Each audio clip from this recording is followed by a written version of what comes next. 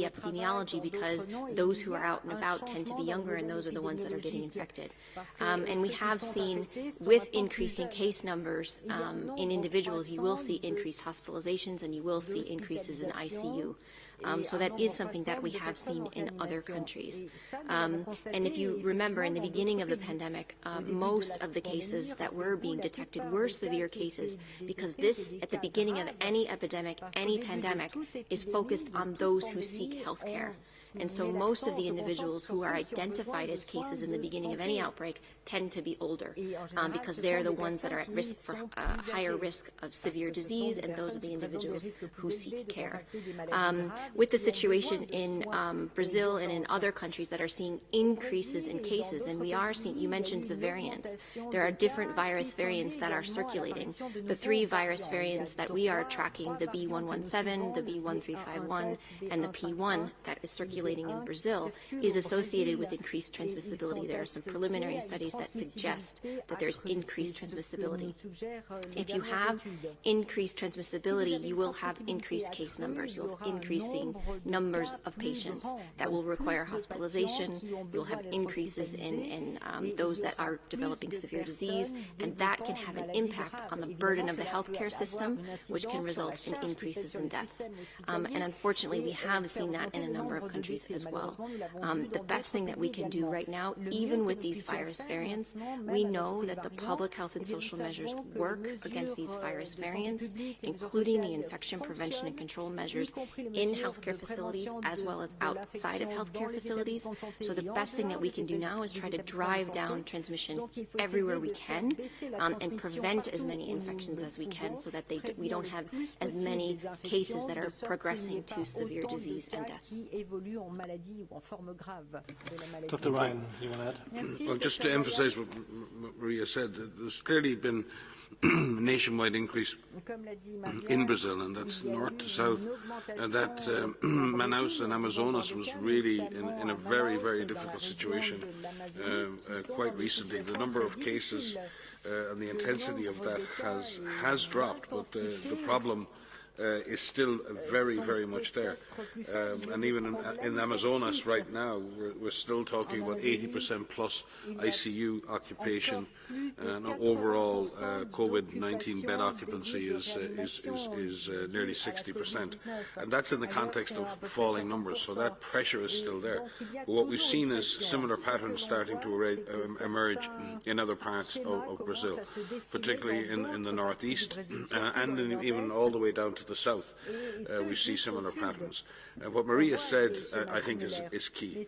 The public health and social measures, the behavioural measures, stop all of these strains or variants. And we really do. Now is not the time for Brazil, or anywhere else for that matter, to be relaxing. And I say this, I have the same feeling myself. The arrival of vaccine is a moment of great hope, but it potentially also is a moment where we lose concentration. If I think I'm going to get a vaccine maybe in the next few weeks, or the next 6 weeks, or the next 2 months, maybe I'm not so careful anymore. Maybe I think I'm through this, right? You don't need a whole lot of people to start thinking like that we give the virus opportunities to spread. We saw that in Europe, we saw that coming up to the Christmas period.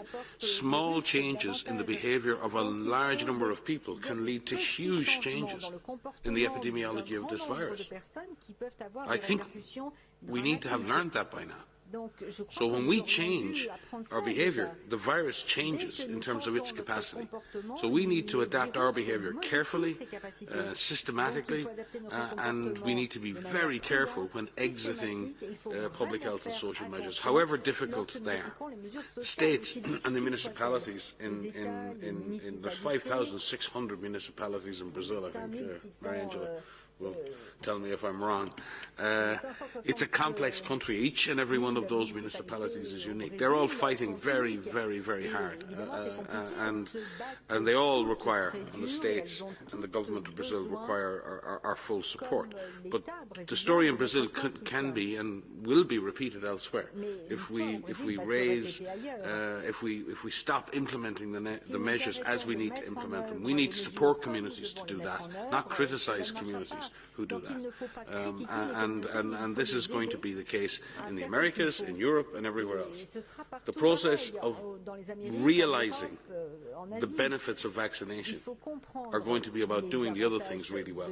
Keeping up our own personal behaviour, maintaining public health measures where we need to until we're sure we can control the disease, getting our public health and surveillance measures back in place. Many countries have stopped doing case finding and contact tracing because they've had such intense community transmission. Well, are you ready to start again as these numbers fall, as vaccines start to get rid of the deaths and of the hospitalisations, and the pressure comes on to open up again? Are governments ready to go back to doing cluster investigation, expanding testing, extending rapid testing to as many people as possible? These are the things we're going to have to put in place if we're going to exit the kinds of lockdowns and the kinds of measures that have all affected our lives so much. We need to put in place strong continuation of our own behaviours, strong surveillance, very powerful vaccination for all who need it. And if we get those three things right, then I believe countries can begin to think about how they exit these very severe public health and social measures. And I'm really concerned right now, I really am very concerned, that all of us, governments and individuals alike, think in some way psychologically, and I understand what's driving that. We think we're through this. We're not. Countries are going to lurch back into third and fourth surges if we're not careful. I hate to be the party pooper here, but that's unfortunately the way I see it. And we should not waste the hope that vaccines bring. We should not waste the precious gift that vaccines will bring by dropping our guard in other areas. It's really, really important. Yeah, I fully agree. The situation in Brazil is very, very concerning. If we check the figures, maybe compare what the number of cases were in November 2nd, the week of November, to 114,000. And it has been continuing to increase constantly and reached now, week of February 22, around 374,000 cases. And it's not the number of cases. If you take the number of deaths, in November, the week of November 2, it was 2,538. In February, the week of February 22, it's 8,000 deaths per week from 2,500. Constantly increasing again. When we saw some declining trends in many countries the past 6 weeks, the situation in Brazil was either on the increase or just plateau. But of course, more of a tendency to increase. I think Brazil has to take this very, very seriously. And as my colleagues said, while doing everything to roll out vaccines, but in the whole country, aggressive use of the public health measures, social measures, will be very, very crucial. Without doing things to impact transmission or suppress the virus, I don't think we will be able in Brazil to have the declining trend. So I'd like to underline that the situation is very serious and we're very concerned, and the public health measures that Brazil takes should be aggressive while also rolling out vaccines. Thank you. Just one thing I forgot to add, because I think the journalist asked this question about the variants. There are many variants that have circulated in Brazil, but the P1 variant has become dominant. We are concerned about the P1 variant. It carries some very specific mutations that confer on the virus very particular advantages, particularly around transmission. And there is no question that it has added to the complexity of the situation that Brazil faces. And equally, Brazil would have been one of the areas, particularly around Amazonas, Manaus, that had intense previous outbreaks. So again, there is no question that a proportion of these cases that are occurring now are reinfections, potentially due to waning immunity or due to the fact that the virus, new variants may be evading the immunologic protection of natural immunity, which in itself means we have to be very careful with vaccines and ensuring that the vaccines work against these strains. It's really important, for example, there's a really, really good genomic sequencing network in Central and South America. We need to support those networks now to do really intensive genomic sequencing, to share that information, to link that information to the metadata around clinical and epidemiologic factors. We need to be able to support those superb scientists, and I've seen some wonderful presentations over the last couple of days. There's some excellent papers in preprint, really around the situation in Brazil and surrounding countries. So South America in particular, and the scientists in South America, deserve our full support to fully understand the dynamics, because this is important for the rest of the world. We need to fully understand the disease transmission dynamics, the variant dynamics occurring in Brazil and in other countries, so we can fully understand the implications of this going forward, both for our control measures and for our vaccination and diagnostics. But what we can say, based on what we've observed, is that the public health, the behavioural measures, the things that protect you against the original strains still protect you and your community from P1 strain or any other strain. It is still our best bet. Unfortunately or fortunately, it is still in our hands. Our risk, to an extent, is in our hands. But it's very hard for communities, particularly in countries like Brazil, where you have large urban populations and people may not have access to services. It's very hard to ask people to physically distance and wear masks and do all of these things when they don't have the resources to do that without the support of the state. So I think this is a moment where all countries need to re-examine how much support they're giving to communities to sustain these behaviours. Thank you. Yeah, sorry for coming back again, but always maybe just one more last thing. You know, the situation in Brazil, of course, we said we're very much concerned, but the concern is not just about Brazil only. You know, Brazil neighbors almost the whole Latin America. Many countries, I don't know, except 2 or so. Means if Brazil is not, serious, then it will continue to affect all the neighborhood there and beyond. So this is not just about Brazil. I think it's about the whole Latin America and even beyond. So there should, application of serious public health measures is very, very important. So as it's such a hot issue, let me hand over to Dr. Swaminathan as well. Thank you, Christian. And yes, I just wanted to add the point to what's already been said about trying to understand more about the disease. You asked about, young people being in ICUs and what could be the potential reason for that. We've learned a lot about this disease, and it's happened because of international collaboration and sharing of data and information. We have, the WHO has a patient clinical data platform that we encourage countries to, encourage doctors to provide the patient information. Currently, I think we have 80,000 patient records there. So what the advantage of a system like that when we share data globally is we start understanding much more about the disease. What we know about the risk factors, for example, one of the major risk factors for severe illness is obesity. And unfortunately, many countries in the Americas have very high obesity rates among adults, as do other parts of the world. And so that is definitely a risk factor. Even if you're young, if you have obesity, then you could be at risk for severe illness. So by pooling data from different parts of the world, from patients at different stages of the disease, we understand much more, and that can then be applied to trying to protect them at an earlier stage. We had a meeting here on Wednesday, on the 6th, to discuss the gaps in the knowledge about therapeutics and why therapeutics is not advanced as much as vaccines have. When we find ourselves in a situation like this where lots of people in the hospitals and you're trying to save lives, it's not vaccines we need, but it's treatments. And really there are only a handful of things we know that work. We know dexamethasone works in people who require oxygen or mechanical ventilation. So we hope that that's a standard of care in all countries now. WHO did the guidelines for corticosteroids way back in September of last year.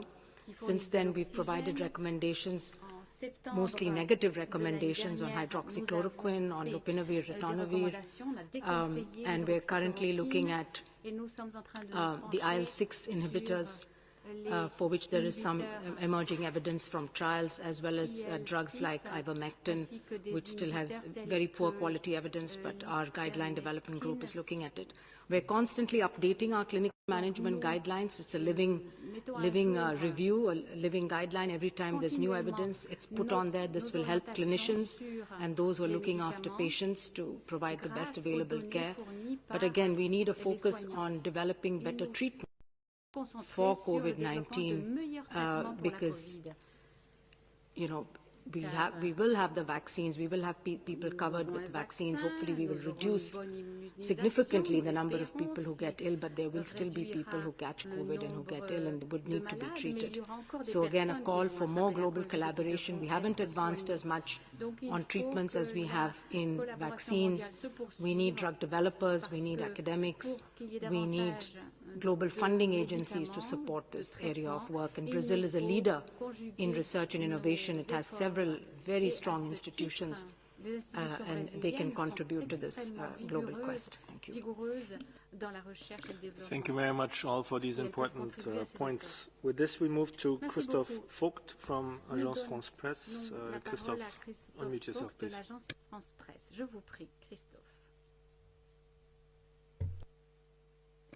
Good evening. Thank you for taking my question.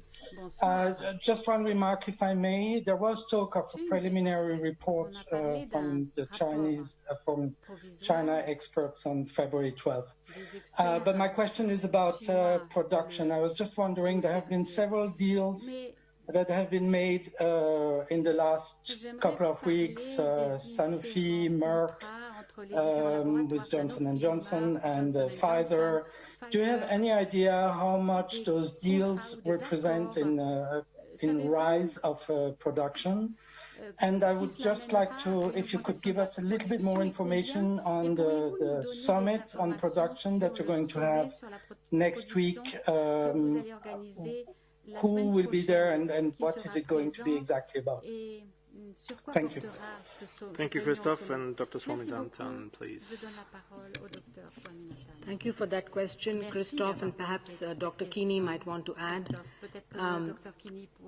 For your first question, we haven't seen the data on what those increase in volumes are going to be, but it's very welcome. This is exactly what we want to encourage. As the Director General pointed out, there are several mechanisms by which we can increase supplies. In the short term, this is one of them. Making those deals or collaborations between companies, the one that's producing and has the raw material and the supplies of the bulk, and the other one that does the finishing and filling, can definitely serve to increase. So it's very welcome, and we would like to see more of this happening in more parts of the world. We need to explore the fill and finish capacity in Asia and Africa and Latin America and use those facilities to increase supply. On the summit, this is being convened on Monday and Tuesday, 8th and 9th. It's by the COVAX partners, so CEPI with Gavi and WHO, but also with the International Federation of the IFPMA, pharmaceutical manufacturers, and the Developing Country Vaccine Manufacturers Network. It's essentially to look at, it will have government representatives, companies, as well as experts to shine the light on the gaps that we have currently in the supply chain of reagents, of raw materials, of products that you need to make vaccines. And these are things that the manufacturers know what they need. There are global supply chains which are not working so well anymore, as well as the unprecedented demand for things like plastic and glass and stoppers and vials and also the raw materials, the chemicals all of this will be discussed, so the gaps will be identified, but also what the solutions could be. Where do we source these materials from? And hopefully we can do some matchmaking, find some solutions to fill that gap, because that can make a difference again in the short term, even as we're looking at more medium and longer term.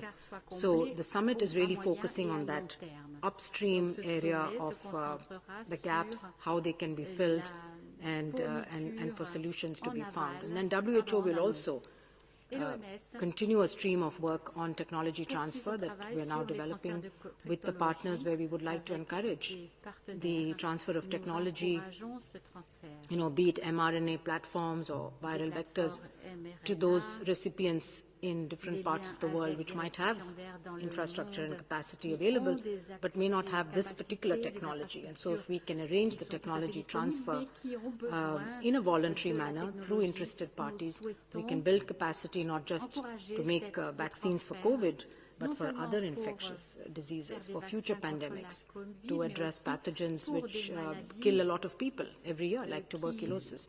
So this is really an area which I think, while the pandemic has provided an opportunity, can have an impact beyond the pandemic. But it's going to require a lot of technical work and, of course, collaboration and cooperation from those who currently have these technologies that have been proven to work or that are currently in the pipeline, and transfer those to areas which can accept and become hubs. This will also help to see production happening in a distributed manner in all regions in the world. So I'll stop there, maybe.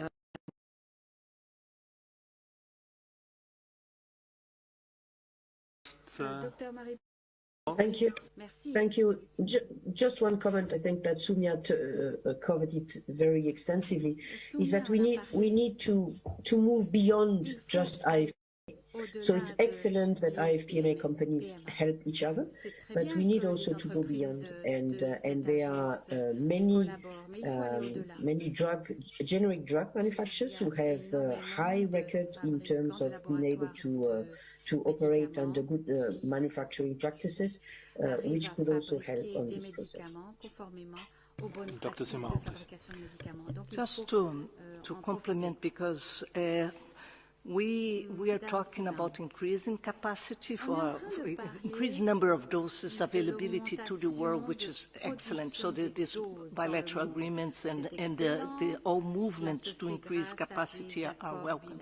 However, we would like to see more of a commitment to equitable access, right? That once these vaccines are available and there's an increased capacity, that they don't all go to high-income countries, right?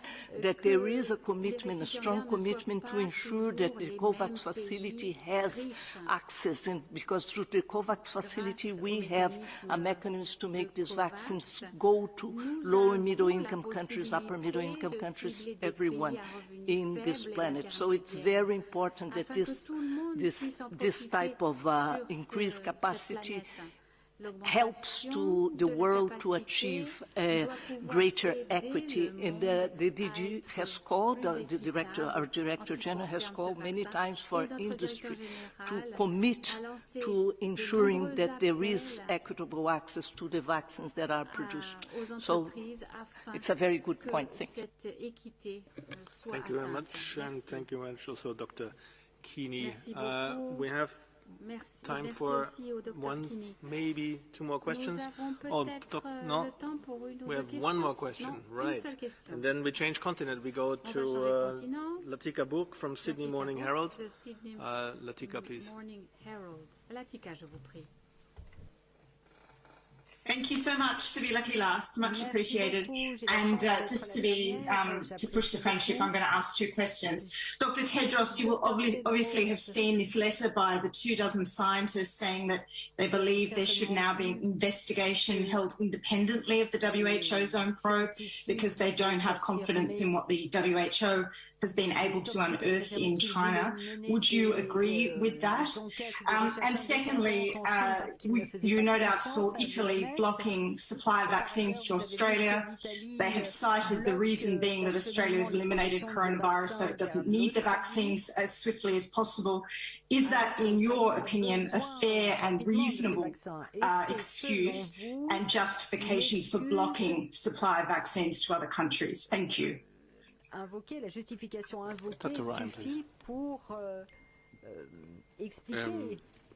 On the specific issue of the letter from scientists on China, yes, I mean, it is as ever, thankfully, a free world, and scientists and others are encouraged to speak out on all matters that they feel they see fit on. Just to remind you that the missions to China were part of a scientific and collaborative effort that the Director General was asked to undertake in consultation with the 194 member states of WHO. And he has done so, bringing together a multinational, multidisciplinary team that have in good faith worked, spent a great deal of time and a huge amount of effort to go and advance our knowledge regarding the possible origins of this virus. As we've said previously, progress has and is being made. Nobody is declaring successful outcomes as yet. We await the report of the team. We thank them for their hard work and for their acumen, and we will await that report. In parallel, if others want to call for anything else, they're perfectly within their rights to do so. I would, though, suggest that people maybe just take a few days to wait and examine what the outcomes are. There will certainly need to be more work. There is no question, and that was envisaged in the resolution of the World Health Assembly. And again, let me remind you, the World Health Assembly is a meeting of 194 ministers of health from around the world. That Health Assembly envisaged scientific and collaborative missions. It was in the plural.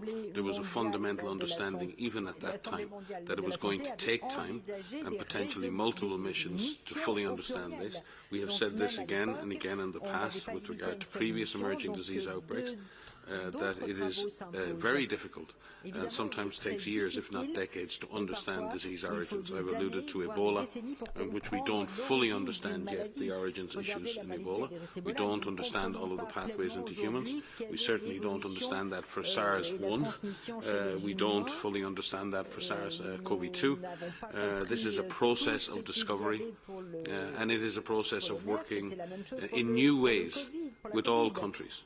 And as we come together to try and face these pandemic threats, I think we all have to recognise that all of us have to do better in terms of how we collaborate and how we share and how we face these common threats.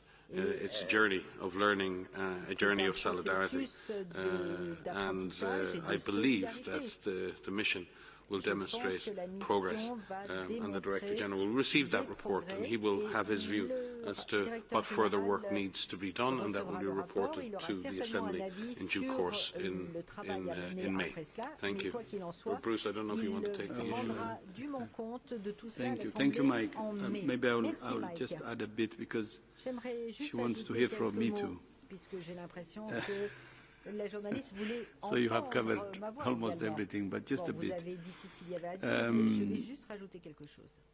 As you know, when any outbreak happens, forget about a magnitude like what we have now, a pandemic. Knowing exactly what happened is the basics of public health. And as actually a public health expert, I have done it myself many times, going to the field, understanding what happened when we encounter outbreaks so that it will not repeat again. And with the magnitude of this unprecedented pandemic, it makes it even more important to understand exactly what happened and what the origin is, because we need to understand that so it won't again. And for that, the crucial thing will be transparency. So what I would like to assure you is that you will know. We're waiting for the report. I'm waiting for the report like you. I don't have access. Still waiting because these are independent experts. Then you will see for yourself. But what I would like to assure you is that everything that happened during the trip will be presented transparently. So I assure that there will be transparency and see exactly what happened, what were the gains, what were the challenges, and then where do we take it from here. So that's what I would like to assure you, and because that's what is going to help the world. Transparency, openness, and see exactly what happened. En essayant de comprendre exactement ce qui s'est passé pour en tirer les leçons. Thank you very much, both, and Dr. Tedros. We overshot time and we covered a good amount of questions ranging from Ebola to COVID and others. So before I hand back over to Dr. Tedros for the final comments, let me remind everyone that the audio files and the remarks of the Director General will be sent right after the briefing. The full transcript of the briefing is available tomorrow morning on our website. Any other follow-ups, please direct to mediainquiries@who.int. I want to thank our special guest, Dr. Marie-Paule Keeney, today, and of course everybody who participated and you online. Dr. Tedros. No, thank you very much, Christian, and thank you to all who have joined today, and look forward to seeing you in our upcoming presser, and have a nice weekend. Et en attendant, je vous souhaite un bon week-end. Thank you. Merci.